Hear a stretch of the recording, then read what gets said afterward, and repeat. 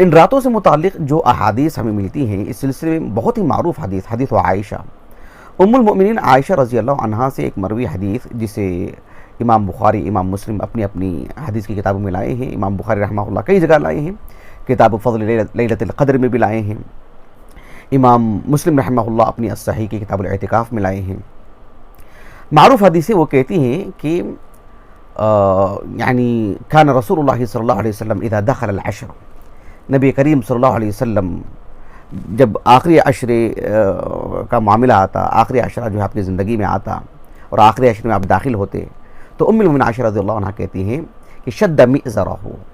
واحیا لیلہ وایقظ اہلہ، نبی کریم صلی اللہ علیہ وسلم شد مئزرہ یعنی جو دو چادریں ہوتی ہیں بطور لباس کے، خاص کر قدیم زمانے میں، تو اوپر کی چادر کو ردا کہتے ہیں اور نیچے جو تہبند بانا جاتا ہے اس کو تہبند یا سمجھ لیجیے ازار، اس کو عربی زبان میں ازارن کہا جاتا ہے۔ تو آپ علیہ السلام جو ازار ہوتی تھی اس کو کس کے باندھ لیتے۔ اس کے دو معنی مفہوم بتائے گئے ہیں شارحین حدیث نے۔ ایک تو اس کا حقیقی معنی، متعدد اصحاب علم نے اس طرف اشارہ کیا ہے، حافظ بن حجر رحمہ اللہ نے اس کو مؤکد بتایا ہے اس کو کہ یہ معنی جو مطلب زیادہ قوی ہے، مطلب اس کا احتمال زیادہ ہے۔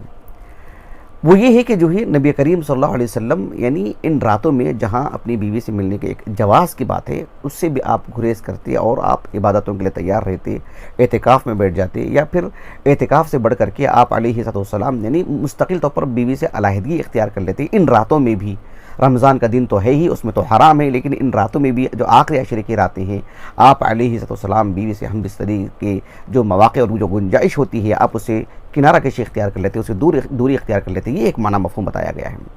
ایک معنی مفہوم یہ بتایا گیا ہے کہ جو مطلب یعنی اس کا ایک مرادی معنی وہ یہ ہے کہ آپ عبادتوں کے لیے اپنے آپ کو تیار کر لیتے،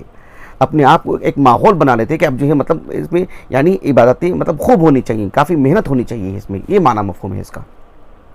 اور احیا لیلہ کا مطلب یہ ہے کہ جو ہے یعنی آپ اپنی نیند کو قربان کر کے آپ جو ہے مطلب یعنی کافی حصہ جو ہے مطلب جاگنے میں لگاتے، بیدار رہتے اور بیدار رہ کر کے متعدد عبادتیں کرتے۔ اور پیارے رسول صلی اللہ علیہ وسلم جسمانی اعتبار سے عام انسانوں کے مقابلے میں زیادہ قوی ہیں،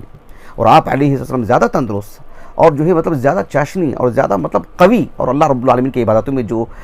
دل حضوری کی جو بات ہے یا مطلب بیدار مغزی کی بات ہے، جو شعور آنا چاہیے، وہ تو رسول اللہ صلی اللہ علیہ وسلم جو ہے مطلب کامل ہیں۔ لیکن آگے کی جو بات کہی اللہ کے رسول ام المؤمنین عائشہ نے کہ وَأَيْقَظَ أَهْلَهُ، آپ اپنے گھر والوں کو جگاتے۔ ظاہر بات ہے جگانے کی بات انہی کو آتی ہے جو مطلب آرام کر رہے ہوں، جو سوئے ہوئے ہوں، جو پہلے سے جاگے ہوئے ہیں، ان کو جگانے کا کیا معنی مفہوم ہے؟ تو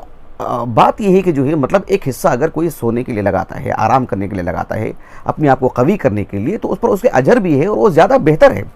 بنسبت اس کی کہ پوری رات جاگیں، اور پوری رات جا کر کے ایک شخص جو ہے مطلب یعنی رات کے ابتدائی حصے میں تو مطلب جیسے عام طور پر تقاریر ہوتے ہیں، دروس وغیرہ ہوتے ہیں، اس کے بعد 11-12 بجے سے کبھی 2 بجے سے قیام اللیل کا معاملہ آتا ہے، وہاں اپنے آپ کو وہ پرتھیلاپن وہ محسوس نہ کرے رات پوری جاگنے کی وجہ سے، اور پھر اس کے بعد ایک وقفہ ملتا ہے، پھر اس کے بعد فجر کی نماز کے لیے وہ اور زیادہ اس کے لیے جو اثر انداز ہو جائے یہ بیداری، یہ اس کے لیے مناسب نہیں ہے۔ اس لیے ضروری ہے کہ اپنے آپ کو جو مطلب ایک اپنی شخصیت اپنی کیا کہتے ہیں وقت میں ایک توازن پیدا کریں، سونے اور آرام کرنے کے لیے بھی کچھ وقت نکالیں۔ فرد کا معاملہ الگ ہوتا ہے، لیکن عام طور پر جو ہے یہ چیز انسان کی فطرت میں جو اللہ نے رکھی ہے یہ چیز کارگر ہوتی ہے۔ اسی لیے کہا کہ ایقظ اہلہ، اپنے گھر والوں کو جگایا کرتے تھے نبی کریم صلی اللہ علیہ وسلم۔